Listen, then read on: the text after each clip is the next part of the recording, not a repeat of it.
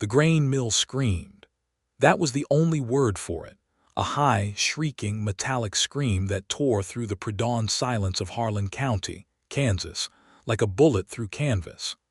Anna Prescott was already running before the sound fully registered, her boots hitting the packed dirt of the yard hard and fast, her dark hair loose around her shoulders because she had not yet had time to pin it. The lantern in her hand threw wild orange shadows across the ground as she sprinted toward the mill house, and her heart was hammering not from the effort but from the knowledge, the cold, gut-dropping knowledge, that harvest was 14 days away. 14 days. She shoved the mill house door open and the smell hit her first. Hot iron, scorched grain dust, the acrid ghost of something fundamental breaking apart. The great millstone had gone still. The drive shaft, the heavy oak andiron shaft that transferred power from the water wheel to the grinding mechanism, had sheared clean through at the coupling. The main gear, a massive cast-iron wheel with 24 hand-cut teeth, had cracked straight across its face, and 2 of those teeth were simply gone, somewhere in the darkness beneath the mechanism, buried in the grain dust that coated every surface. Anna held the lantern close and stared at the damage with the kind of stillness that only comes to people who are truly, catastrophically afraid and refuse to show it. Every farmer in a 30-mile radius had been bringing their grain to the Prescott mill for the harvest grind. Her father had built this mill in 1871, 18 years ago, and in all that time it had never broken down during the harvest season. Never. It was the mill that kept her land solvent, that paid the hands their wages, that put seed back into the ground each spring. Without it running now, within the week, the harvest would rot in the wagons. Farmers would lose their season. She would lose the contracts. She would lose everything her father had built, and everything she had spent the last 3 years fighting to hold together after his death. She pressed her hand flat against the cold iron face of the broken gear and felt the jagged edge of the crack under her palm. 14 days. And then from behind her, a voice she had not expected, low, careful, with the particular quality of a man who chooses his words the way a card player chooses which hand to reveal. "That's a bad break, Miss Prescott." She turned. He was standing in the doorway of the mill house, one shoulder braced against the frame, his hat pushed back on his head so that the lantern light could find the angular planes of his face.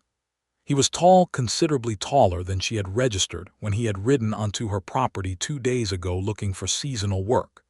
And the quiet authority in his posture was something she had noticed immediately and trusted precisely as much as she trusted anything she had not yet earned the right to trust. Roscoe Trask, ranch hand, no permanent address, references from a cattle operation down in Dodge City and a timber outfit up near Hayes. Hands calloused to leather, eyes the color of creek water after rain, and a past he kept folded up small and tucked somewhere she had not yet found. "I can see that it's a bad break," Anna said, because she was not in the habit of needing things explained to her. "What I need is a solution." He pushed off the doorframe and walked into the mill house, crouching down beside the gear with the ease of a man whose knees had never betrayed him. He ran his thumb along the crack, looked up at the missing teeth, assessed the drive shaft. His expression was unreadable, which was either very good or very bad, and Anna had not yet determined which. "Nearest foundry that could cast a gear this size is Abilene," he said. "What, 80 miles? 73, she said precisely. "Wagon trip, casting time, transport back. You're looking at 3 weeks minimum, maybe 4. "I know." He stood up and looked at her, and there was something in that look that was not pity, which she appreciated, and not dismissal, which she appreciated even more. It was something more complicated. Something that looked, unexpectedly, like the beginning of a question he had not yet decided to ask. "Then we need to go back further," Anna said, and turned away from him to retrieve her father's old engineering journals from the shelf on the wall behind the millstone mechanism. She had read them so many times the spines were soft, and the pages had begun to separate from their bindings. but she had never read them looking for what she was looking for now. This is where the story truly begins. 3 years before that night, in the late summer of 1886, Anna Prescott had buried her father on a windless Tuesday morning with the whole of Harlan County watching.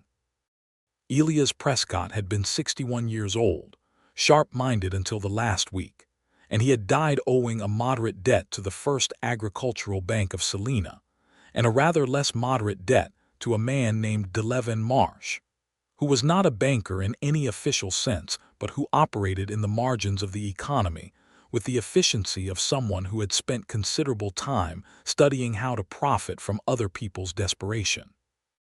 Anna had been 24 years old at the time of her father's death, and she had understood, standing at that graveside with the dry Kansas wind pushing the hem of her black dress against her boots, that she was inheriting a machine that could either produce enough to sustain itself or tip into ruin by a single bad season. There was no comfortable middle ground. The Prescott Mill was either a going concern or it was a debt instrument, and the difference between those two things was Anna's intelligence, her stubbornness, and the precise mechanical knowledge her father had spent 14 years teaching her before she had fully understood why he was doing it. Elias Prescott had no sons. He had never, in his daughter's hearing, expressed any regret about that fact. What he had expressed, consistently and with great specificity, was a conviction that the mill was a machine, and that machines operated according to principles that did not care whether the person who understood those principles wore trousers or a skirt. He had taught Anna to read a gear ratio before she could read a novel. He had taught her to balance a millstone, to feel the vibration of an uneven stone through the soles of her shoes, and know from the frequency whether the imbalance was in the stone itself or in the spindle below it. He had taught her to calculate the fall rate of water against the circumference of the wheel and derive from that calculation the revolutions per minute the mechanism could sustain before heat became a structural problem. He had, in short, taught her everything. What he had not been able to give her was the social authority that came from being a man in a county where men made the decisions about whose contract you held and whose grain you ground. That authority she had been forced to build herself, contract by contract, season by season, through a combination of consistent quality, fair pricing, and the particular kind of cold-eyed competence that made men who might otherwise have preferred to doubt her simply decide it was not worth the effort. By 1889, she had the contracts, she had the reputation, she had a going concern, and now she had a broken gear. She spread her father's journals on the work table in the corner of the mill house, opened the lantern wide, and began to read. Roscoe Trask stood at a respectful distance and watched her, which she registered but did not comment on. She had hired him on the strength of his references and his obvious physical capability. The mill required heavy labor during harvest, lifting and moving 100-pound grain sacks, managing the wheel gate mechanism, which was stiff from a season of use. She had not hired him expecting him to be present at 3 in the morning when her world was falling apart. But he was present and he was quiet about it, and there was something in that quietness that she found, against her better judgment, useful. "Tell me what you know about ironworking," she said, without looking up from the journal. A pause, not a defensive pause, a considering one. "My uncle ran a blacksmith shop in Missouri," he said. "I spent 2 summers there when I was young. I can work a forge, basic work, horseshoes, hinges, simple brackets, nothing like that." He gestured at the gear. "No," Anna said, "but you can work iron." "I can work iron." She looked up then, and she studied him with the same direct intensity she brought to every problem, which was the kind of intensity that made some men uncomfortable and seemed, she was noticing, to produce a slightly different effect on this particular one. Not discomfort.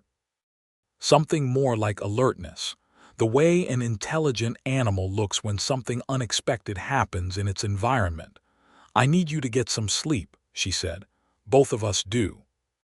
And then I need you to ride to town at first light and bring me back every iron bar and flat stock that Hannigan's hardware store has in inventory. I'll give you a list of measurements. Don't let him talk you into substitutes." Roscoe tilted his head. "You have a plan."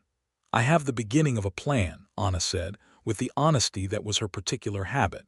"I need several more hours with these journals before I can tell you whether it's possible, but I believe it is." He nodded once slowly. "All right," he said, and he left. She worked until the stars went pale and the eastern sky turned the color of old brass, and by the time the first real light of morning touched the windows of the mill house, she had her answer. It was not a comfortable answer. It was not a simple one. But it was an answer, and it had the quality she had learned to recognize in her father's best engineering thinking. It was a solution that used what was already present, what was already understood, what was already within reach, instead of depending on what could not be obtained in time. She could rebuild the gear, not by casting, which required a foundry and weeks she did not have, but by fabricating, by cutting new teeth from flat iron stock, drilling and pinning them to the surviving gear body, bracing the crack with an iron plate bolted through from both sides. It would not be a perfect gear. It would not be as strong as the original, but it would be strong enough to run a harvest grind if she calculated the load distribution correctly and ran the mill at a slightly reduced speed to keep the stress off the repaired sections. The calculations filled 3 pages of her own notebook. She checked them twice. Then she walked out of the mill house into the full morning light and found Roscoe Trask already saddled and waiting at the gate with a list of measurements she had not yet written, which meant he had found and read the relevant pages in her father's journals himself while she was working. She stopped. She looked at the list in his hand. "You read the journals," she said. "I read enough to know what you'd need," he said. "I may have gotten some of it wrong. You should check it against whatever you came up with." She walked to him and took the list. Read it again. He had not gotten any of it wrong. He had gotten all of it right, including the thickness specification for the repair plate, which required a calculation she had needed 3 steps to reach, and which he had evidently reached by a different route but arrived at the same number. She looked up at him. He was watching her with an expression that was careful to reveal nothing, which she suspected was because he was genuinely uncertain how she would receive the fact that he had done this without being asked. "This is correct," she said. "Good," he said simply. "You could have told me you understood mechanisms when I asked you." "I didn't know what I understood until I read the journal," he said. "I've never worked with a mill specifically. I just know how forces work. My uncle used to say that iron doesn't lie, it either holds or it breaks, and if you understand why it breaks, you can figure out how to make it hold." Anna looked at the list in her hand for another moment. Then she looked back at him and something shifted in her assessment of Roscoe Trask, not a dramatic shift, not the kind of shift that announces itself, but the quiet, significant kind like a gear engaging properly. "Ride to Hannigan's," she said. "Get everything on that list, and when you come back we'll start." She had 2 other hands on the property. A weathered older man named Pete Carver who had worked for her father and who managed the livestock, and a young man of 19 named Danny Hollies who had been hired that spring and was willing and strong and not particularly gifted with complex thought, but reliable. She set Pete to managing the wheel gate and the water channel, keeping the water wheel still and the mill pond level stable, and she set Danny to cleaning the mill floor and retrieving the broken gear teeth from the grain dust so she could use them as templates. She herself went back to the journals and began drafting the technical drawings for the repair. When Roscoe returned from town 3 hours later with the iron stock loaded in the wagon, he found her in the mill house with a full set of drawings spread across the work table, every dimension notated, every bolt placement marked, the load distribution diagram annotated in her small, precise hand. He stood in the doorway and looked at the drawings for a long time without speaking. "When did you sleep?" he finally asked. "I haven't," she said. "I will, after we get the iron cut." He set down the iron stock and walked to the table. He looked at the drawings with the same careful attention she had seen him give to the journal pages, and she watched his eyes move across the diagram in the way that tells you whether a person is actually reading something or merely performing the act of reading. He was actually reading it. She could tell by the slight movement of his lips and the small adjustments of his posture as his understanding of each element shifted his relationship to the next. "This will work," he said. "Yes," she said. "It will. But I need your arms for the heavy drilling. The bolt holes through the repair plate. The iron's 3/4 inch thick, and I haven't got a drill press, only the brace and bit. It'll take sustained force." "I can do that," he said, and there was nothing in his voice but simple, direct willingness, which was, Anna thought, among the rarer qualities she had encountered in any person, male or female. They began. The first day was measurement and cutting. Anna had a good crosscut saw and a cold chisel set, and she knew from her father's teaching how to scribe iron accurately and how to start a cut cleanly without letting the chisel walk. She did the scribing. Roscoe did the cutting, the heavy blows that drove the chisel through the iron stock, steady and controlled, the chips coming off in the right direction. He did not rush and he did not overswing. He worked with a patience that matched hers, and when the cut was done, he handed her the piece without ceremony and waited for the next instruction. They did not talk much during that first day. They did not need to. The work had its own language, and they both understood it. Pete brought them water and biscuits at noon, and looked at the operation with the expression of a man who has long since stopped being surprised by anything Anna Prescott did, but who remains quietly impressed on a regular basis. Danny helped move pieces and hold stock steady when a third pair of hands was needed, and otherwise stayed out of the way. By late afternoon they had all 12 replacement teeth cut to dimension. Anna laid them against the originals, the broken teeth that Danny had recovered from the grain dust, and checked the profiles with a template she had made from stiff paper. 11 of the 12 were right. One was slightly off on the flank angle. She told Roscoe. He looked at the piece, looked at the template, picked up the file, and corrected it in 12 minutes of careful work. She checked it again. It was right. The second day was drilling. This was the hardest physical work of the repair, drilling 24 bolt holes through 3/4 inch iron plate, one for each replacement tooth plus additional holes for the repair plate that would bridge the crack. The holes had to be placed accurately, to within a 1/16 of an inch, or the bolts would not align, and the teeth would not sit at the correct angle, and the gear would run rough and damage itself within a day of operation. Anna marked every hole. She had a center punch and a hammer, and she knew the correct technique: firm, single blow, perpendicular to the surface, no drift. She marked all 24 holes before they began drilling, checked the marks twice, and only then handed the brace to Roscoe. He looked at the brace, a heavy, chest-high device that required the operator to lean into it with their full body weight while turning, and he set himself over the first marked hole and began. An hour in, Anna saw his shirt darken with sweat down the back and across the shoulders. His jaw was set. His arms were working with the slow, grinding persistence of a machine that has accepted its purpose and will not stop until the work is done. He drilled the first hole. He moved to the second. He said nothing. 2 hours in, Anna took the brace from him without asking and drilled the next 3 holes herself, leaning her weight into the handle with a precision that surprised even herself. She had drilled iron before, but not iron this thick, and the resistance was formidable. Her shoulders ached and her palms were red by the time she handed it back. He looked at the 3 holes she had drilled. They were clean, accurately placed, with no drift. He looked at her hands, then at her face, then back at the work.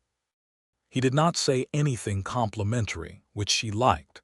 He just nodded, in the way that means the word you are not saying is respect, and took the brace back.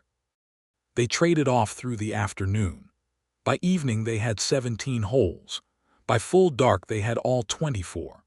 Anna sat down on the floor of the mill house against the wall, and for the first time in 2 days she felt the exhaustion fully, not as a distraction but as a physical weight settling into every muscle.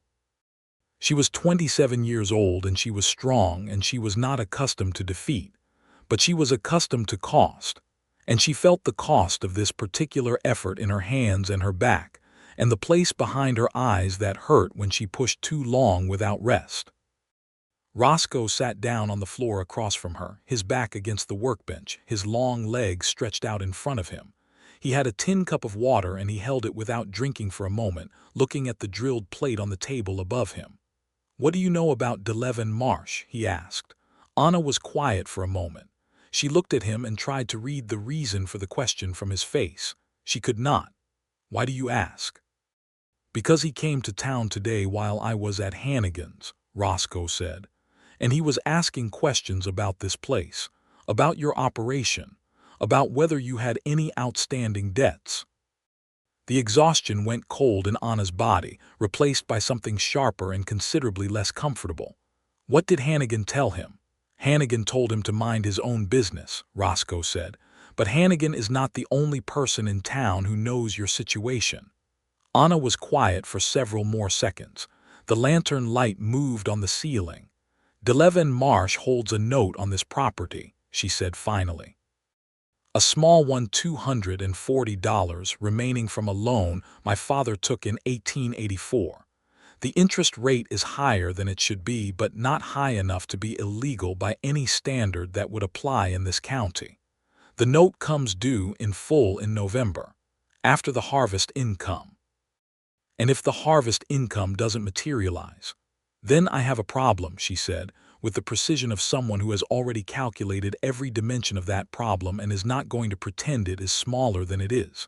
"A significant one." Roscoe looked at his water cup. "Marsh has a history," he said. "Before I came here, I worked cattle outside Dodge City. There was a family named Culworth ran a small farm operation, had a note with Marsh on their equipment. Their thrashing machine broke down 2 weeks before harvest.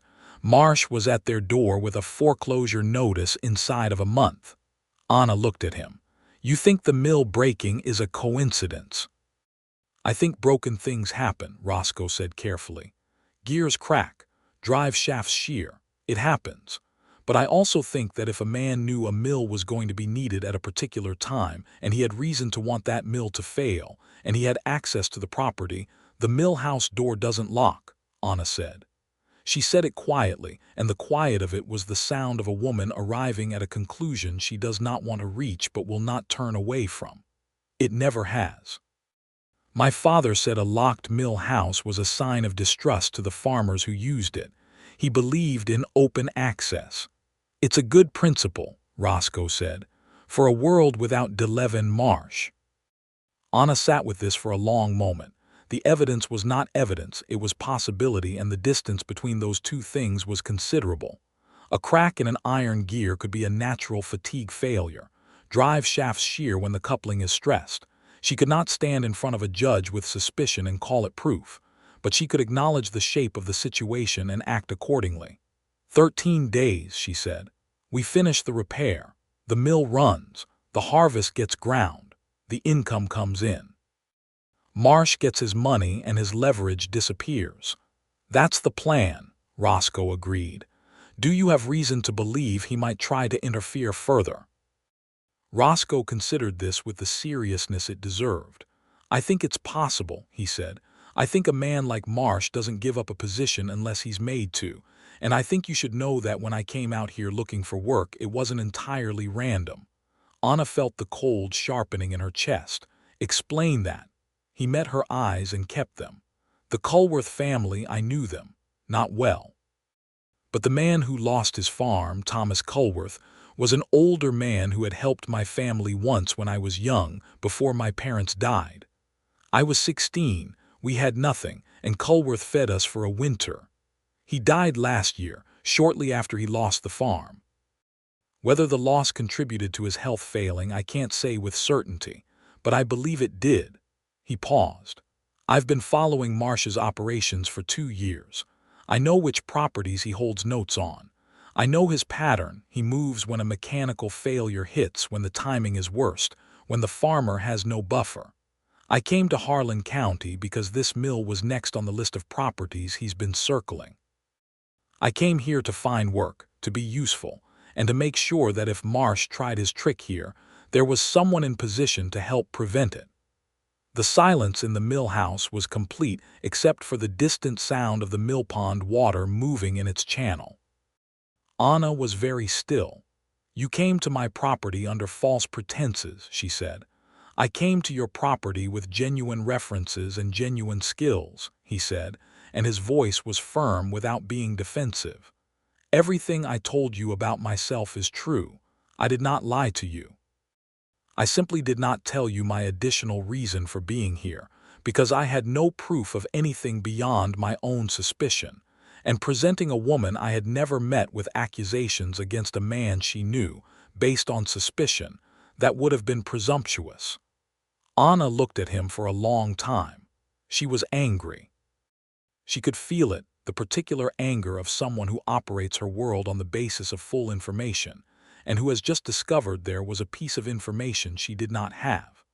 But underneath the anger was something she was honest enough to acknowledge. His reasoning was not unreasonable. If he had ridden up to her gate on the first day and said, "I believe DeLevin Marsh may try to sabotage your mill," she would have hired him with significant skepticism, or not hired him at all. He had been, she admitted silently, strategically correct. What he had not reckoned with, she suspected, was that she would eventually figure out the situation on her own and arrive at the conversation this way, through her own intelligence rather than his disclosure. "You could have told me after you arrived," she said, "after you had established yourself." "Yes," he said simply, "I could have, I should have, I am telling you now. Because Marsh came to town. Because the situation has changed and you need the full picture." She nodded once. It was not forgiveness, it was acknowledgement, which was the first step toward whatever came next. "All right," she said. "Tomorrow we bolt the teeth. Day after we test the mechanism. If it runs, we're in the harvest. If Marsh comes to this property before the note is paid, he will find that I am fully informed about my legal position and that I have witnesses to anything that transpires." She looked at him steadily. "Can I rely on you for that?" "You can rely on me for everything," Roscoe said, and the simplicity of it carried a weight that was greater than its length. He slept in the bunkhouse that night. She slept in the farmhouse for the first time in 48 hours, in her clothes, on top of the covers, and if her last thought before sleep was the image of his face in the lantern light, and the way he had said, "You can rely on me for everything," she did not give herself permission to examine it very carefully. The third day was bolting. Anna had designed a bolting sequence, the order in which the bolts would be inserted and tightened, that distributed the load evenly across the repair plate as each bolt was seated. It was not a casual sequence. It was the product of her understanding of how forces propagate through a rigid structure, and if the bolts were inserted in the wrong order, the plate would warp as it was tightened, and the alignment would be compromised. She explained the sequence to Roscoe once, with the drawings in front of them on the table. He listened without interruption, asked 2 questions at the end, both of which revealed that he had understood the underlying principle and was asking about specific applications of it rather than the principle itself. And then they began. The bolting took most of the day. Each bolt had to be started by hand, run down until it was seated, and then tightened with the heavy wrench in stages. A quarter turn, then move to the next bolt in sequence, then back to the first for another quarter turn. The wrench was long-handled to provide enough leverage against 3/4-inch iron, and at full tightening the resistance was significant. Roscoe did most of the tightening. Anna did the positioning and alignment checking, crouching with the precision tool her father had called his trueness gauge, a small, carefully machined block of iron with reference surfaces ground flat, to verify that each tooth was seating at the correct angle before the bolt came fully tight. 3 times she stopped him. 3 times she said, "Back it off. The tooth has drifted," and showed him the reading on the trueness gauge, and 3 times he backed the bolt off without argument. She repositioned the tooth, and they went again. On the 3rd time, after she showed him the gauge reading and explained the drift angle, he looked at the gauge and then at her and said, with genuine curiosity rather than skepticism, "How accurate is that instrument?" To within 3/1000ths of an inch, she said, and you can read 3/1000ths of an inch on it. My father calibrated it against the surveyor's tools out of Selena and taught me to read it the same way. Yes, I can read 3/1000ths of an inch. He was quiet for a moment. Then he said, "Your father must have been a remarkable teacher." "He was," she said. "He was also remarkable because he believed what he was teaching was worth teaching, to me, when most men in this county would not have bothered." There was a quality to that last sentence, not bitterness exactly, but the particular directness of a woman who has never hidden her awareness of the constraints placed on her. Roscoe heard it, and he did not rush past it with a pleasantry which she appreciated. "Some men are fools," he said. "Most of them, maybe, but not all." She looked at him and found him looking back at her with the same directness she had offered, and the moment was held between them for exactly long enough to be significant before she turned back to the gear. "Bolt 7, she said. "Quarter turn." By evening, the gear was assembled. It sat on the work table in the last light, and it was not beautiful. The repair plate was visible. The new teeth were distinguishable from the original surface by their color, and it had the honest appearance of a thing that had been broken and made whole again rather than a thing that had never suffered. But it was square. It was true. The teeth were aligned, and the repair plate was seated flush against both sides of the cracked face, bridging it with iron and bolts that would not move. Anna ran her hand over the face of the gear. "Tomorrow we reinstall," she said. That night Pete cooked a proper dinner: salt pork and beans and cornbread, which was ordinary enough food but which tasted, in the context of 3 days of sustained effort, considerably better than it had any right to. Danny ate quickly and disappeared to the bunkhouse. Pete sat with his pipe and his particular brand of comfortable silence, and Roscoe sat across the table from Anna, and they ate without much conversation, but it was not an empty quiet. It was the quiet of two people who have worked alongside each other toward a common purpose, and have therefore arrived at a shared understanding that does not require constant articulation. "Tell me about Missouri," Anna said when Pete had drifted off to the porch with his pipe. Roscoe looked up from his plate. The question had surprised him, she could see, but not in a bad way. "What about it? You said your parents died when you were 16. What happened?" A pause, not a reluctant pause, more the pause of someone selecting the true version of something they have told in various versions over the years. "Fever," he said. "Typhoid. My mother went first, then my father about 6 weeks later. There was a sister younger, 8 years old. She went to live with our aunt in St. Louis. I was too old for that arrangement and too young for most work, so I went to my uncle's blacksmith shop and learned to work iron and grew up." "And your sister?" Something moved across his face. "She's still in St. Louis," he said. "Married, 2 children. We write when I'm somewhere long enough to receive a letter." He said this with the carefully neutral tone of someone who has made peace with a situation that was not his fault and is not entirely satisfied with that peace, but recognizes it as the only available option. "Do you want to be somewhere long enough to receive a letter?" Anna asked. The question was direct in the way all her questions were direct, and it landed with a precision she had not entirely intended. Or perhaps she had intended it precisely and was only now recognizing that. He looked at her. "I've been moving for a long time," he said. "Cattle country, timber country, mining camps, not because I wanted to move but because nothing made me want to stop. Nothing specific was better in any one place than another. And now," she said, and then was aware of having committed to a direction that could not be easily redirected. He held her gaze for a long moment, and in the lantern light of her kitchen, the expression on his face was not guarded. It was open in the way that genuinely strong people are occasionally open when they have made a decision. "Now there might be something specific," he said. Anna looked at her hands on the table. They were red from the work, the knuckles scraped, the palms still tender. They were not elegant hands. They were working hands, and she had never been self-conscious about them, but in that particular moment she was aware of them in a way she usually was not. "We have 10 days until harvest," she said. "That is not a long time." "No," he agreed, "it isn't." "I am not a simple problem," she said, with the honesty that was her particular and sometimes inconvenient habit. "I know," he said. "I don't want a simple one." She stood up and cleared the plates, because she needed to do something with her hands, and because the conversation had arrived at a place that required her to think with more care than one dinner could contain.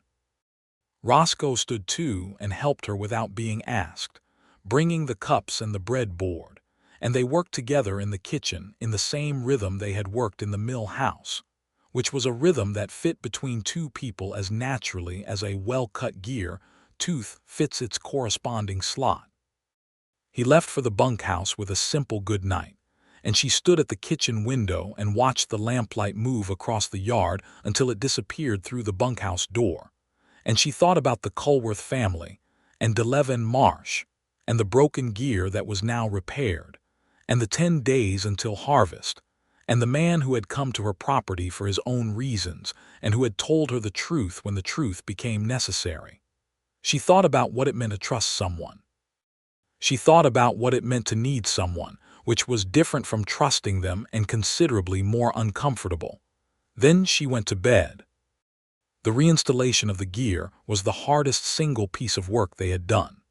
The gear body was heavy. Anna estimated it at close to 200 pounds, including the repair plate and bolts, and it had to be lifted into the mechanism housing and aligned on the main shaft with precision, because if it went on crooked the shaft key would not seat, and the whole gear would process under load and destroy the repair inside an hour. They could not afford a crane.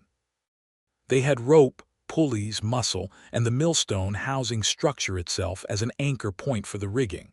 Anna designed the rigging. Roscoe, Danny, and Pete provided the muscle. The operation took most of the morning, careful inches, constant checks for alignment, the gear swinging heavy and potentially destructive at the end of its rope if anyone let the tension go wrong. At one point, about halfway through, the gear began to rotate slowly on the rope as it was being lowered, which would have brought the shaft bore out of alignment with the shaft. Anna saw it before anyone else, called "hold," in a voice that carried exactly the authority needed to make 3 men hold immediately and completely, and she reached in and stopped the rotation with her bare hands against the moving iron, guiding it back to position with her body weight leaning into the effort. It was not a dangerous moment in the sense of immediate catastrophe. The gear was moving slowly, but it required nerve and judgment and the willingness to put herself physically into the problem rather than directing it from a safe distance. Roscoe, holding his rope 3 feet away, watched her do it with an expression she did not see because she was focused on the iron in her hands. He watched her guide the gear back to true, hold it steady, check the bore alignment with her eye, and say lower again in that same clear, authoritative voice. And something happened in him in that moment that was not entirely surprise, because he had already understood that she was exceptional, but which was the particular kind of feeling that comes when understanding becomes certainty, when you stop believing something and simply know it. He helped lower the gear onto the shaft. He helped drive the key. He helped seat the coupling bolts that held the shaft together at the repaired joint. When it was done, all 4 of them stood back and looked at the mechanism. "Now we test it," Anna said. "I should be here for the test," Roscoe said, "not a question." "You will be," she said. "All of us will be." Pete opened the wheel gate in stages, first a crack, to let the water begin pushing the wheel at low torque, then wider as the mechanism began to turn, and the sounds of the mill house shifted from silence to the growing groan and click of iron in motion. The drive shaft turned. The coupling held. The repaired gear engaged its partner gear on the secondary shaft, and the teeth, old and new together, began their rotation. Anna stood with her hand on the millstone housing and felt the vibration. It was not the vibration of a perfect machine. It was slightly irregular.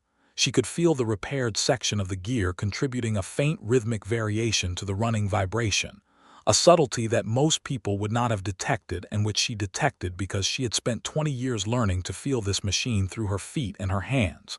But it was within tolerance. The variation was small and consistent, meaning it was a property of the repair rather than a developing problem. The teeth were holding. The repair plate was holding. The crack was bridged. She waited another 5 minutes before she spoke. "Open it to full," she said. Pete opened the gate to its harvest position. The wheels surged. The mechanism accelerated. The millstone began to move at full grind speed. The gear held. Anna exhaled. It was a slow, complete exhalation, the kind that releases something that has been held tight for a very long time. She heard Pete make a sound behind her that in a younger man would have been a whoop, and in Pete was a long, warm laugh. She heard Danny actually whoop. And she turned and found Roscoe watching her, not the gear, with an expression on his face that was open and warm and made no attempt to conceal what it was. She smiled at him. It was a full smile, uncalculated, direct. It transformed her face in the way that genuine relief always transforms the face of someone who does not usually permit much transformation. He smiled back, and it was the first time she had seen him smile fully, and it was a good thing to see. It changed the landscape of his face from imposing to something she found considerably more dangerous to her equanimity. "We have a mill," she said, to all three of them. "We do," Roscoe confirmed. And the "we" hung in the air between them with a significance that neither of them acknowledged out loud, but both of them registered. That evening, while the mill ran its test load and Pete checked the output grain quality every hour, DeLevin Marsh rode up the road to the Prescott property. Anna saw him from the farmhouse porch. She had been expecting him, in the way you expect whether you have been watching build on the horizon for days. You cannot be certain of when it will arrive, but you are certain that it will. Marsh was a man of approximately 50, compact and well-dressed in the manner of someone who has succeeded at presenting himself as more legitimate than his practices warrant. He rode a good horse and wore a good suit, and had the practiced smile of a man who uses pleasantness as a tool. Anna walked to the edge of the porch and waited for him to reach her. She was aware, without looking, that Roscoe had moved from where he had been working at the side of the barn to a position somewhat closer to the porch. He did not make himself conspicuous, but he was there. "Miss Prescott," Marsh said, tipping his hat with the smooth courtesy that cost nothing. "I heard you had some trouble with the mill." "The mill is running," Anna said. "Full capacity. We'll begin the harvest grind next week on schedule." Something moved in Marsh's eyes, a quick calculation, rapidly concealed. "Is that right?" he said, making it not a question. "That is right," she said. "And Mr. Marsh, since you're here, I should tell you that I have spoken with the First Agricultural Bank in Salina about refinancing your note. They're prepared to buy the note from you at face value and convert it to a standard agricultural loan at their current rate. I've signed the paperwork. You'll receive the bank's offer in the post this week." Marsh's smile did not disappear. It became a different kind of smile, thinner, recalibrated. "That's not a transaction I'm necessarily interested in," he said. "The bank's offer is at face value," Anna said. "You receive the full amount of the note, today's value. You have no reason to decline it except reasons that have nothing to do with the money." A pause. Marsh looked past her at the mill house, where the sound of the running mechanism was clearly audible, the steady, productive turning of a machine that had refused to fail. "I wonder how that gear broke," he said, and there was something in his voice that was almost admiring, the tone of someone who has been outmaneuvered and has not yet decided whether to be angry about it. "Mechanical failures happen," Anna said evenly. "Iron fatigues, couplings shear. And then sometimes remarkably capable people fix them." She paused. "Ride well, Mr. Marsh." He looked at her for another moment.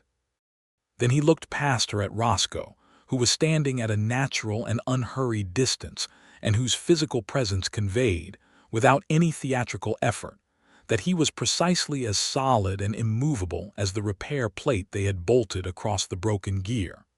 Marsh turned his horse and rode away without another word. Anna stood on the porch until he was out of sight. Then she let herself lean slightly against the post, just for a moment, just the weight of the past 4 days releasing from her shoulders in a physical way, before she straightened again. Roscoe came up to the porch. "How long have you been working on the bank arrangement?" he asked. "Since the morning after the gear broke," she said. "I sent a letter to Selina with the stage. I knew that even if we fixed the mill, Marsh would find another angle if the note remained with him. Removing the note removes the leverage."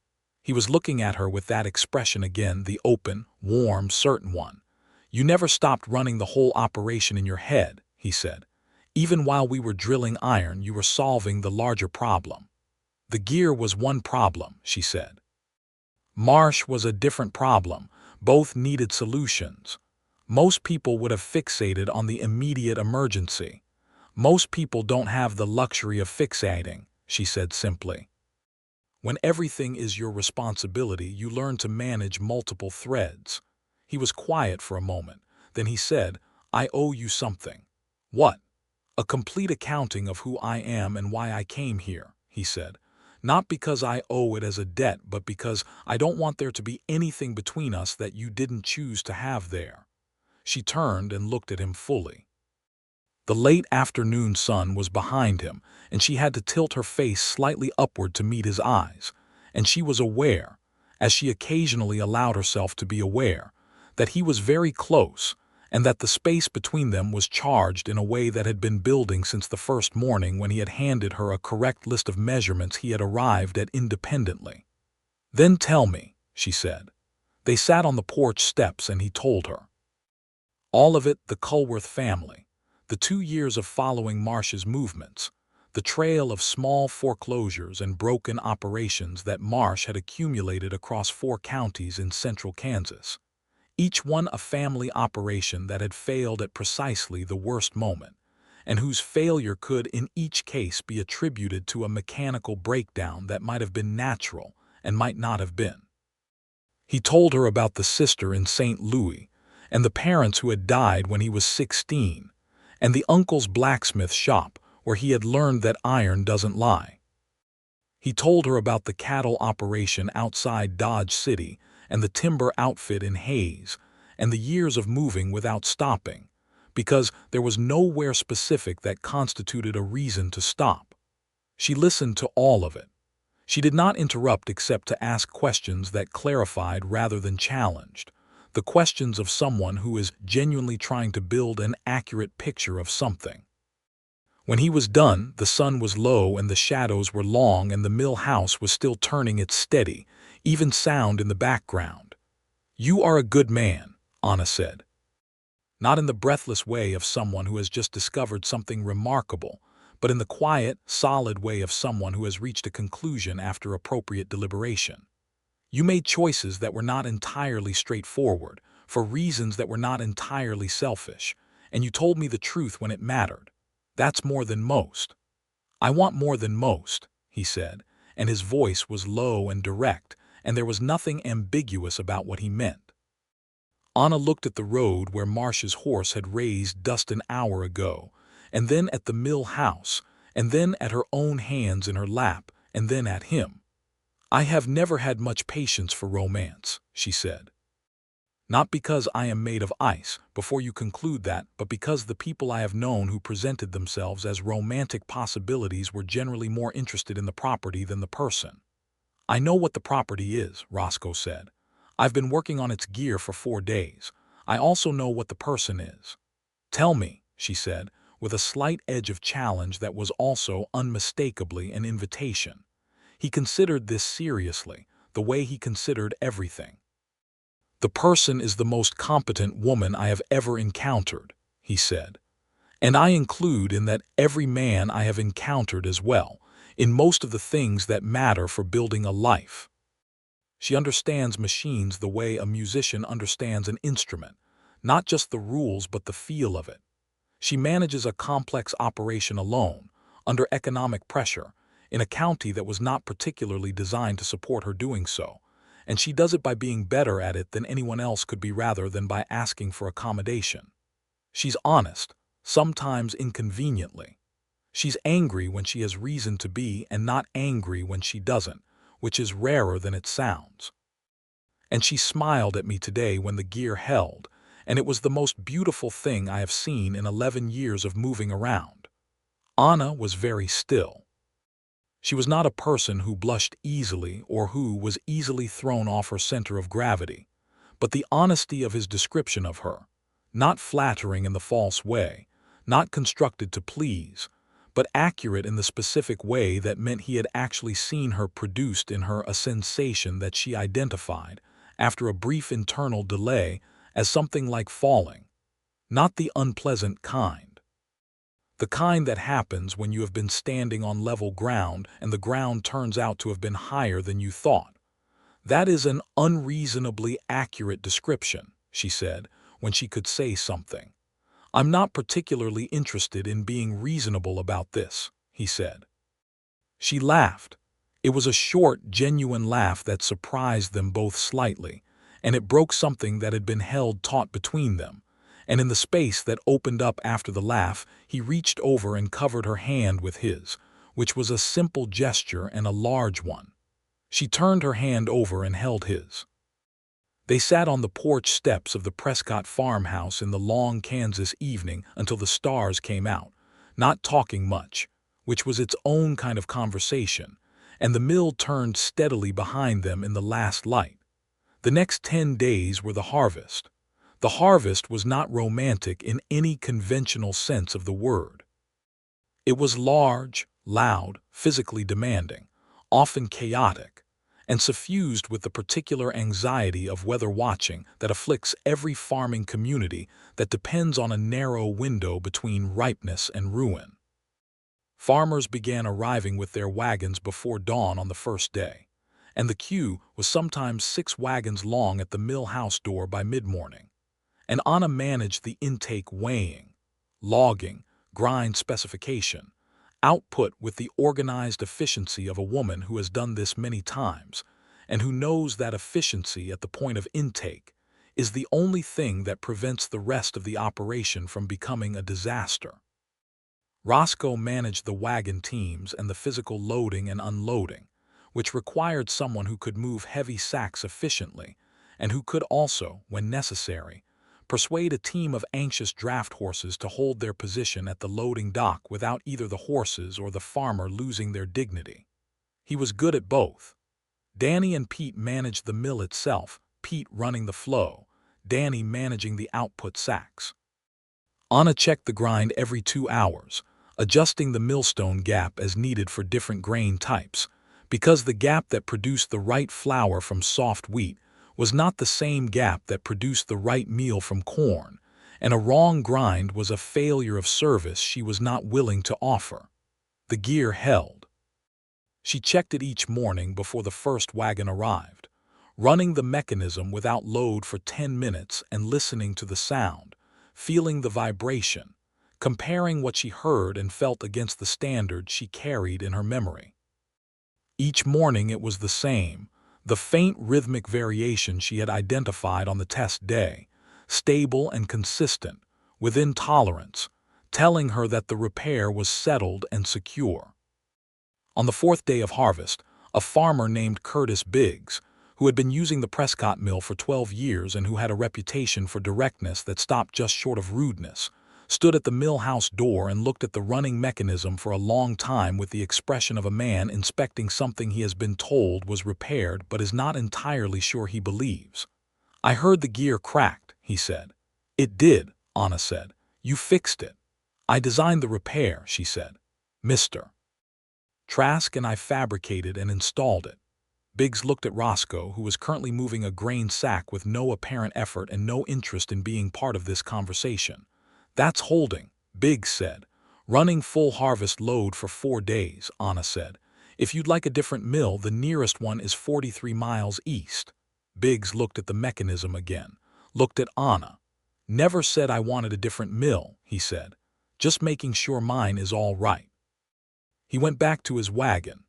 Anna caught Roscoe's eye across the mill floor, and the brief, shared look between them contained an entire conversation about the nature of earning trust and the satisfaction of having done so. In the evenings, when the last wagon had gone and the mill house was cleaned and the books for the day were done, they walked.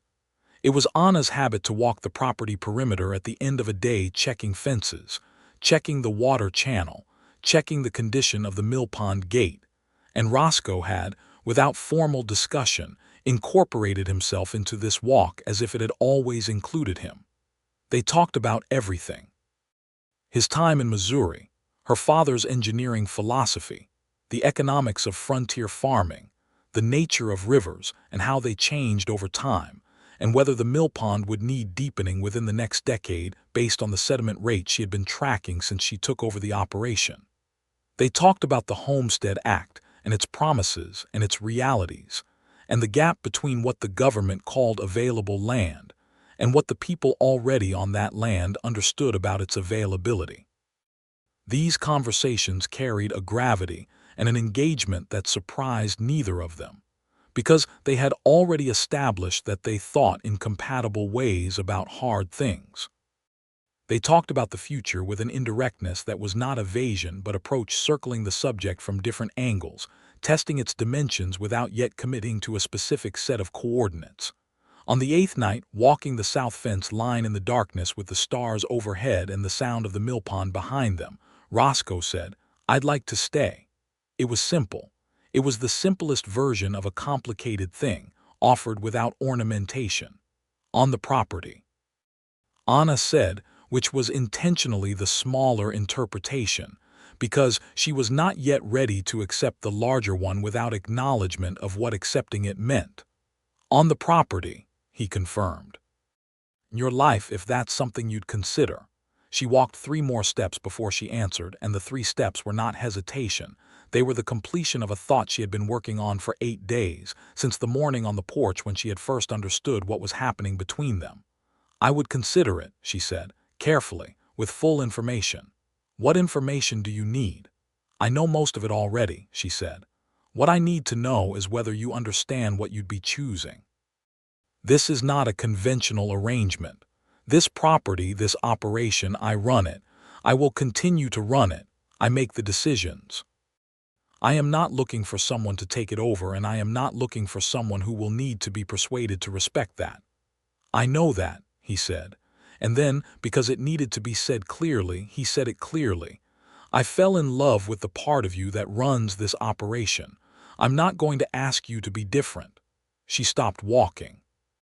She turned to him in the dark, and the starlight was enough to see his face.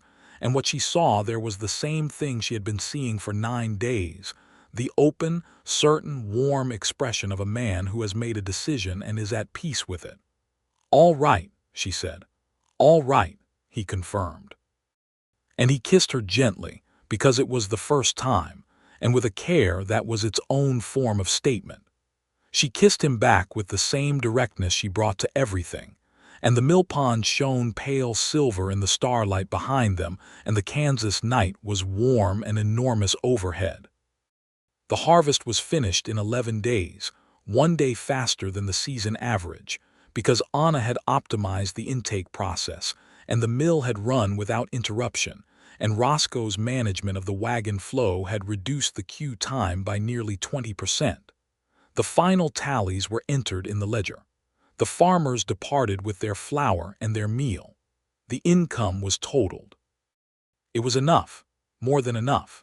The note with DeLevin Marsh's operation, now held by the First Agricultural Bank of Salina at a significantly lower interest rate, was covered with money remaining for the winter seed purchase and a buffer against the following spring.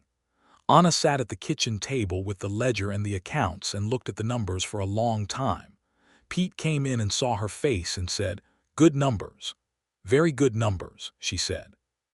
He nodded, satisfied in the uncomplicated way of a man who has watched something difficult succeed. "Your father would have been pleased," he said. "I know," she said. A week after the harvest, a letter arrived from the First Agricultural Bank of Salina confirming that DeLevin Marsh had accepted the note transfer. The note was now a straightforward agricultural loan. The terms were clear, the rate was standard, and the only leverage Marsh had ever had over the Prescott property was now extinguished. Anna read the letter twice and then set it in the keepsake box she kept in the parlor, alongside her father's engineering journals and the deed to the property. She found Roscoe at the forge he had set up in the barn, making a set of new bolt blanks for the mill's maintenance supply. A task she had not asked him to do, but which he had identified as necessary and begun on his own initiative. He was working iron with the comfortable authority of someone for whom the material was familiar and friendly, and the sound of his hammer was a steady, purposeful music in the warm fall air. She stood in the barn door and watched him for a moment before he saw her, and the watching was the kind of watching you do when you are marking something as permanent in your memory, when the present moment has the quality of something you will want to return to later for years. He looked up and saw her and set the hammer down. "Letter from Selina," she said. And it's done," she said. "Marsh is finished with us." He came to her and she handed him the letter, and he read it and then looked up with an expression of such clean, simple satisfaction that she laughed. "Clean slate," he said. "Clean slate," she agreed. He folded the letter and gave it back to her. Then he said, "I should ask you something." "Then ask." He was quiet for a moment, in the way he was quiet when he was finding the correct words for something that mattered. "Will you marry me, Anna Prescott?" he said. Not with the conventional theatrical uncertainty of the question, not a performance of vulnerability, but with the steady directness of a man who knows what he wants and believes it is the right thing. She looked at him for a long moment. The barn was warm and smelled of iron and hay, and the honest smell of work. Beyond the barn door the Kansas autumn was brilliant, the dry gold of the grass, and the deep blue of the sky, and the cottonwoods along the creek gone to their fall yellow. The mill was quiet on this particular morning, resting, as good machines deserve to rest between the seasons. "Yes," she said, "I will." He closed the distance between them and held her face in his hands and kissed her with a tenderness that was somewhat different from the steady directness of everything else about him. And she thought that this specific difference was perhaps the most important thing she had learned about him. That underneath the capability and the self-sufficiency was a gentleness that he offered carefully to things that deserved it. They were married in November in the Harlan County Church, which was a small wooden building with drafty windows, and a minister named Aldous Prewitt who had conducted approximately 400 frontier ceremonies and gave every one of them the same serious, unhurried attention.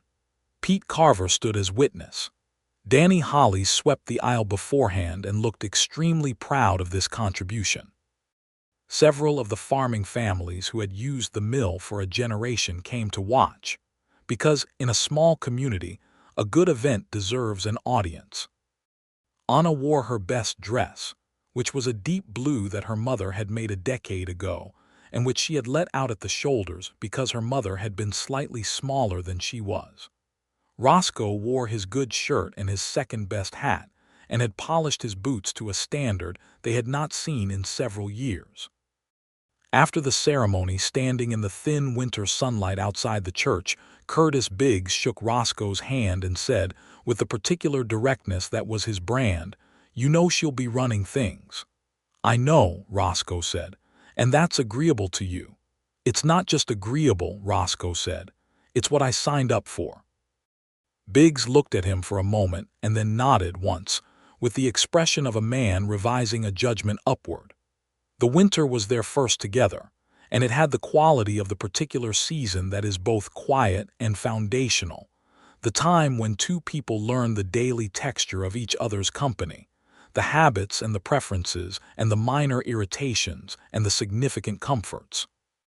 Anna learned that Roscoe was an early riser by nature but not by necessity, meaning he was awake before the sun, but he did not resent the days when there was no specific urgency. She learned that he read carefully and widely, from whatever books he could obtain, which in Harlan County required advance ordering from the general store's catalog and a patience for waiting. She learned that he could be still for long periods in a way that was not vacancy but presence, as if stillness was a form of attention he had developed deliberately. He learned that she was, in the domestic sphere, considerably more interested in efficiency than in convention. She cooked well when she cooked, but she saw no particular virtue in elaborate meals when simpler ones served the same purpose. She kept the farmhouse in order with the same systematic logic she applied to the mill accounts. Everything had a place, and the place made sense. She was not sentimental about objects, but she was deeply sentimental about people, in the specific way of someone who does not show sentiment casually, and who therefore shows it with an intensity that is unmistakable when it appears. He learned that she fell asleep quickly and slept deeply and woke fully. No gradual transitions, no blurry middle states. He learned that she laughed at unexpected things, usually at precisely the moment when something pompous or self-important revealed its absurdity, and that her laugh was a gift given sparingly enough to be notable. He learned, in short, to love her in the specific sense of knowing her, which is the only kind of love that survives a frontier winter. In February, Pete Carver's health began to decline. He was 67 years old and had lived the rough outdoor life of a working hand for most of those years, and the winters had accumulated their debt in his joints and his chest. By March, he was barely leaving the bunkhouse, and by April it was clear that he could not continue working. Anna arranged for his move to his daughter's house in the nearby town of Wakefield, which he resisted with the dignity of an independent man, and accepted with the grace of one who had raised a daughter capable of insisting. He left the Prescott operation in the spring, and the leaving had the weight of an ending. "He was here when I came home from school in Cincinnati," Anna told Roscoe, on the evening after Pete's departure. "He helped my father build the second Millstone housing. He taught me the name of every field bird in this county, and I have forgotten half of them, which I regret." Roscoe held her hand and did not offer comfort in the verbal way, which was right, because what she needed was not comfort but company in the acknowledging of loss. "He'll be well," he said. "His daughter is a capable woman." "She is," Anna agreed. "He raised her." Danny Hollis, meanwhile, had developed in the winter months from a willing but simple young man into something somewhat more refined, steady, attentive, beginning to understand the mill operation with a depth that went beyond the physical. He had been watching Anna work since the previous harvest and had, quietly and without announcing it, been teaching himself. She noticed this and began teaching him directly, which produced results that confirmed her suspicion that capability is often a matter of opportunity rather than native endowment. By spring of 1890, the Prescott Trask operation had 2 full-time hands, a renovated mill house with a locked door, and a new set of operating procedures posted on the wall inside, and a set of contracts for the coming harvest that exceeded the previous year by 20%. Because word had traveled about the quality of the grind and the reliability of the operation. Word had also traveled, in the particular way that news travels in small communities, about the mill repair itself, about the fact that Anna Prescott had designed and fabricated a gear repair from raw iron stock in 4 days while managing a debtor situation simultaneously, and had not lost a single harvest contract in the process. This story had acquired in its retelling the comfortable exaggerations of local legend, which she ignored, but the underlying facts were accurate, and the reputation they supported was real and useful.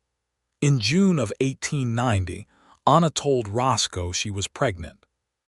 She told him in the morning, at the kitchen table, over coffee, because she was not a person who staged announcements, and she was not a person who delayed things that needed saying. She told him simply and directly and watched his face. He set down his coffee cup. He looked at her for a moment with an expression she had never quite seen from him before, not the open warmth or the steady certainty, but something rawer than both, something that had the quality of a man whose interior geography has just been fundamentally altered. Then he reached across the table and took her hand in both of his and said, "Anna," just her name, just that. She squeezed his hand. "I expect you to continue being useful," she said, because she needed to say something practical or she was going to do something entirely out of character, which was cry. He laughed the full, unguarded laugh she had heard only occasionally, and which was always a small and perfect event. "I'll do my best," he said. The pregnancy was not dramatically eventful, which Anna accepted as the appropriate outcome. She was healthy and strong, and she had no intention of being otherwise. And she managed the operation through the summer with the modification that she had Roscoe do the heavier gear checks that required climbing into the mechanism housing, because she was practical about physical limitation when it presented genuine risk, while continuing to do everything else that she had always done.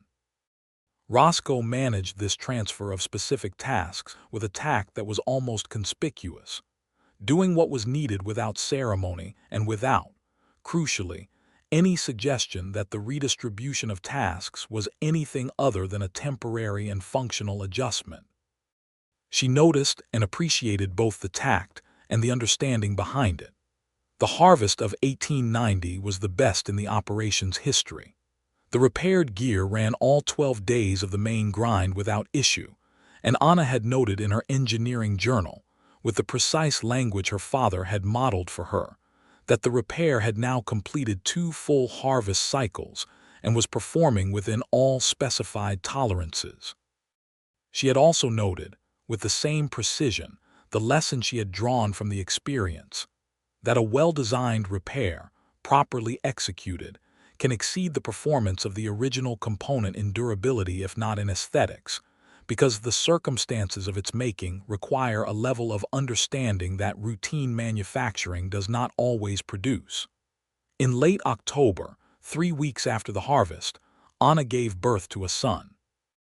He was born in the farmhouse with the assistance of the county midwife, a formidable woman named Hattie Breckenridge, who had delivered approximately 200 children in Harlan County, and who approached each one with the same brisk, competent attention. Roscoe spent the hours of the labor doing things with his hands, repairing a fence section, sharpening tools, building a small wooden cradle he had been constructing for 6 weeks in the barn, which was his particular way of managing the specific helplessness of a situation in which his presence was necessary, but his capability was not. When Hattie came to the barn door and told him he could come in, he walked to the farmhouse with the careful speed of a man who wants to run, but will not because running would mean acknowledging how frightened he had been. Anna was exhausted and pale and absolutely herself, direct and clear-eyed, holding the baby with the focused attention of someone assessing a new and important mechanism, which was perhaps the most characteristic thing she could have been doing. "He's healthy," she said. 8 pounds, according to Hattie's scale, which I believe is accurate to within a quarter pound. Roscoe sat on the edge of the bed and looked at his son, red-faced, dark-haired, ferociously awake for a newborn, with the look of someone who has strong opinions about his current situation and is forming them rapidly. "He looks like he's already angry about something," Roscoe said. "He has opinions," Anna agreed. "That's a good sign." They named him Elias for her father and added James for Roscoe's father, and the combination, Elias James Trask, had the weight and the balance of a name designed to carry forward 2 histories that had joined into one. In the months that followed, the farmhouse expanded its rhythms to accommodate a 3rd person who was small but whose demands on the schedule and the attention were considerable. Roscoe had, it turned out, a natural and unself-conscious ease with the baby that surprised people who looked at him and expected, based on his size and his taciturn quality, something more awkward. He was not awkward. He was gentle and patient and capable, and he held Elias with the same care he brought to everything that required it. Anna observed this with a love that was, by now, so thoroughly integrated into her baseline experience of the world that it was difficult to distinguish from her love of the mill and the land and the Kansas sky, not because it was less significant, but because it had become part of the structure. She told him this one evening in a rare moment of explicit sentiment, and he listened to it with the full attention he gave to everything. And then he said, "I feel the same," which was, for Roscoe Trask, approximately the equivalent of a declaration covering several pages. The year 1891 brought changes to the county that mirrored changes happening across the state.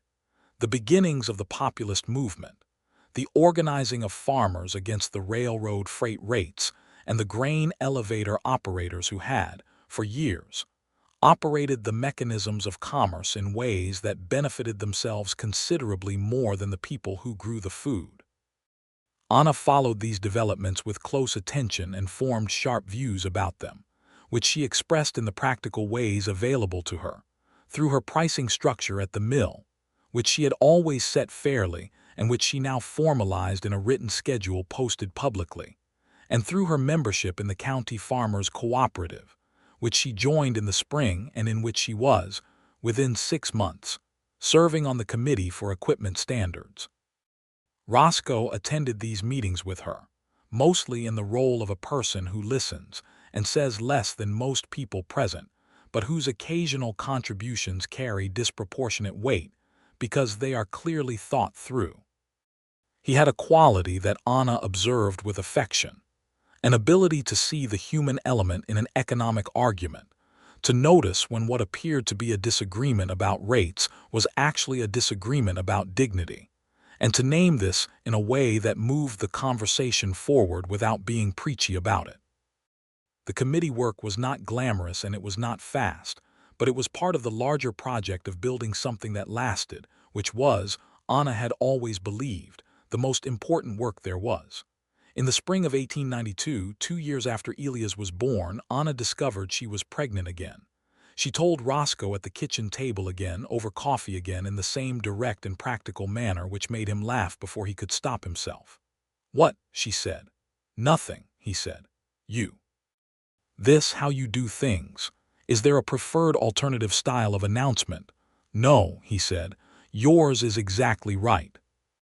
This pregnancy was also uncomplicated, and in November, because their children apparently preferred the post-harvest season, she delivered a daughter, who arrived with considerably less drama than Elias had, but with a set of lungs that left no doubt about her own strong opinions.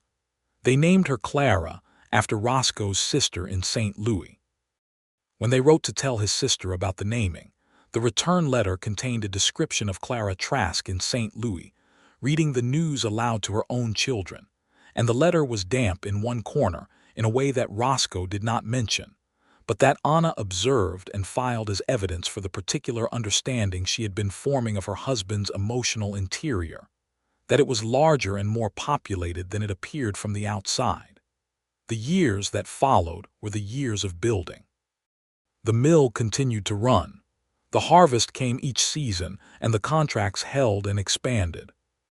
Danny Hollies grew into a full partner in the mill operation, eventually becoming the primary operator, which freed Anna to spend more time on the engineering and business aspects and less on the physical day-to-day, which was the appropriate evolution of a going concern as it matures. She was still the one who checked the gear each morning, and who designed the operational adjustments, and who negotiated the contracts, but she had created something that could sustain itself in the way her father had taught her to think about sustainable systems. The repaired gear ran until 1895, when Anna and Roscoe jointly decided that the operation had grown large enough to justify the investment in a fully new gear, cast at the foundry in Abilene from a set of technical drawings that Anna prepared herself, and that the foundry master described, with professional admiration, as the most precisely specified gear drawing he had received in 20 years of operation. The new gear was installed in the spring, and the old one crack repaired with iron plate and bolts, teeth bolted in their mixed array of original and replacement, was set against the wall of the mill house, not as a memorial but as evidence. Evidence of what a difficult problem looks like when it is solved by people who understand both the material and each other. Elias grew to be a boy with his mother's directness and his father's patience, which was a combination that produced in a child of 7 a quality that the Harlan County schoolteacher described as disconcertingly competent. He was interested in the mill with the same absorption his mother had always shown, and by the time he was 8, he was spending Saturday mornings in the mill house with Anna, learning to read the vibration through his feet, the way she had learned from her grandfather's teaching, filtered through her father's refinement. Clara grew to be a girl with her father's physical steadiness and her mother's sharp tongue, which was a combination that produced in a child of 5 a quality that made most adults address her with a slight caution. She was interested in horses with the same intensity Elias was interested in the mill, and Roscoe taught her to ride with the careful attention he brought to everything that deserved care, which was essentially everything. In 1896, they took a trip to St. Louis, the first time Roscoe had been back to Missouri in many years, and the first time he had seen his sister Clara in 12 years. The reunion had the quality of all reunions between people who love each other and have been separated by circumstance rather than choice. The awkward first moments of registering how time has changed faces and voices and carriage, and then the rapid collapse of that awkwardness into the fundamental familiarity of shared origin.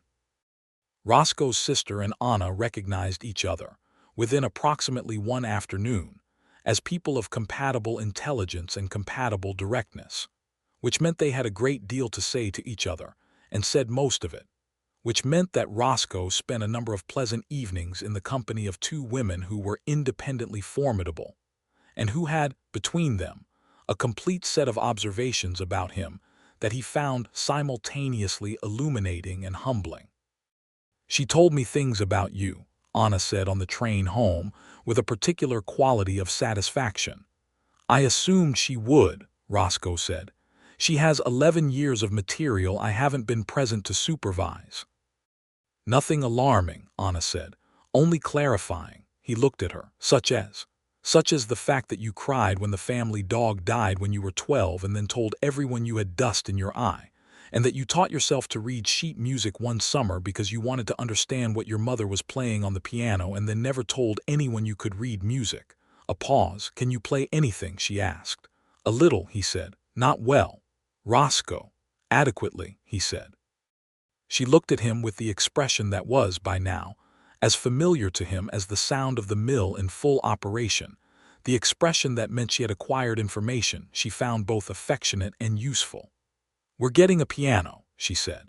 He laughed, and the laugh was warm, and the Kansas plains moved outside the train window in the long horizontal way of land that has always been open and always will be, and the 2 of them sat together in the late afternoon light going home. The Prescott operation, it kept its original name, because the name was the history, and the history was the contract, and the contract was the thing that had survived and grown was, by 1900, one of the most respected grain operations in central Kansas. Anna had expanded the mill building twice, added a secondary grind mechanism for corn processing, and invested in a weighing system accurate enough to serve as the county's reference standard. She had also, over the course of a decade, trained 3 other young women in the county in the principles of mill mechanics, because her father had once said that knowledge is only truly owned when it is given away, and she had found the wisdom in this to be both accurate and practical. Roscoe had, over the same decade, become indispensable in ways that defied the conventional definition of a ranch hand. He managed the property infrastructure, the fences, the water channel, the wheel gate system, the barn and its equipment with the systematic intelligence he had always applied to physical problems. He had also, quietly and without announcement, become something of a mediator in the county's occasional disputes, because he had the quality that some people are simply born with and cannot be taught, the ability to hear 2 sides of an argument and find the place where the underlying interests could be satisfied by the same solution. The county commissioners asked him to serve in 1898, and he served, largely because Anna told him he should. The piano arrived from a shop in Topeka in the fall of 1898, and it turned out that Roscoe's description of his own playing as adequate was, in the precise sense that was characteristic of him, an understatement. He was not a concert pianist, but he could play hymns and the popular songs of the period, with a clean, honest musicality that made the farmhouse evenings different in their quality, warmer, more layered, full of a particular kind of beauty that is produced by a human being making music in a domestic space rather than on a stage. Elias learned 3 songs that first winter, and then lost interest in favor of the mill. Clara learned 8 songs and then took the instruction her father had given her and developed it independently, and by the time she was 10 was playing things that neither of her parents had taught her, which Anna observed as the clearest possible evidence of what a person becomes when given the resources and the freedom to exceed the pattern they were handed. In 1901, on a morning in late September when the harvest was 2 weeks away and the mill was running its pre-season check, Anna stood in the mill house doorway and watched Elias, 11 years old, serious and precise, with his hands pressed flat against the millstone housing in the way she had first done herself as a small child, listening through his palms to the vibration of the mechanism. Roscoe came to stand beside her. They watched their son listen. "He hears it," Anna said quietly. "Of course he does," Roscoe said. "He learned from the best." She leaned her shoulder against his without looking away from Elias, and he put his arm around her in the easy way of people who have found, after many years, that physical proximity is both comfort and habit and something that transcends both. "I think about the gear sometimes," she said. "Which one? The broken one? The repaired one?" She paused. "My father used to say that you learn more from a machine when it fails than when it runs. He meant that failure reveals the structure, the places where the design assumed too much, or the material was working too hard, or the forces weren't distributed the way the designer intended." Roscoe was quiet, listening with the full attention he gave her when she was working toward something specific. "When the gear broke," she said, "I learned things about this mill I hadn't known, not just about the gear itself, about the whole system. The coupling design, the distribution of torque across the shaft, the way the operating speed affected the load on that particular gear face. The failure taught me where the design had gaps." She paused again. "I think about that when I think about difficult things in general. The difficulty is usually where the interesting information is." Roscoe looked at her profile, the directness of it, the particular quality of her intelligence working, and felt, as he had been feeling for 12 years without diminution, the specific love that is produced by genuine admiration for a specific person rather than attachment to an idea. "You should write that down," he said. "The journals." "I have been," she said. Of course she had. Elias turned from the millstone housing and saw them in the doorway, and something in his face had the particular satisfaction of a person who has just confirmed something they believed but wanted to verify. "The spindle bearing is running warm," he said. "On the left side. It's subtle, but it's there." Anna straightened. "Show me." She crossed the mill house floor to where her son stood and put her own hands on the housing and closed her eyes and listened through her palms. He was right. The left bearing was running slightly warm, a minute thermal variation in the vibration signature, the kind that would be imperceptible to most people and which, if left unaddressed, would develop into a real problem within a season. She opened her eyes and looked at her son. "Good catch," she said. Elias stood a little straighter, not with pride exactly, with the satisfaction of competence recognized by a source whose judgment he trusted completely. "What do we do?" "We packed the bearing today," she said. "I'll show you." And she moved to get the grease tools. Roscoe stood in the doorway and watched them work together, mother and son, crouched over the mechanism, the instruction flowing in Anna's precise and generous voice, Elias receiving it with the focused absorption of someone who understands that what is being given to him is not just information but inheritance. He thought about Thomas Culworth, who had fed his family for a winter and who had lost his farm and died shortly after. And he thought about DeLevin Marsh, who had been, as far as Roscoe could determine from county records, eventually investigated for his predatory lending practices, and who had left the region sometime around 1893 with considerably less wealth and considerably more legal burden than he had carried in 1889. He thought about his sister Clara in St. Louis and the damp corner of her letter. He thought about Pete Carver in Wakefield, who had died peacefully in 1894 with his daughter at his bedside, and whom Anna had mourned with the quiet, sustained grief of someone who knew the value of a person who had been present at the beginning of everything. He thought about a night in a mill house with a broken gear, and a woman who already had 3 pages of calculations by the time the lantern had fully caught. He thought about what it meant to stay somewhere. He thought about what it meant to build something. Clara came running across the yard from the direction of the barn, at the particular pace of a 10-year-old who has something urgent to report about a horse, and she came through the mill house door and stopped when she saw her mother and brother bent over the mechanism and assessed the situation with the quick intelligence she had always had. "The roan mare is acting funny," she announced. "Left front. I think she picked up a stone." "Then go get your father," Anna said, without looking up from the bearing. "He'll see to it." Clara turned and looked at Roscoe in the doorway, and the look on her daughter's face was, for reasons he could not entirely explain, something he wanted to remember, the confident expectation of a child who has never had reason to doubt that the person she needs will be where she expects them. "Papa," she said, "come look at the mare." "Coming," he said.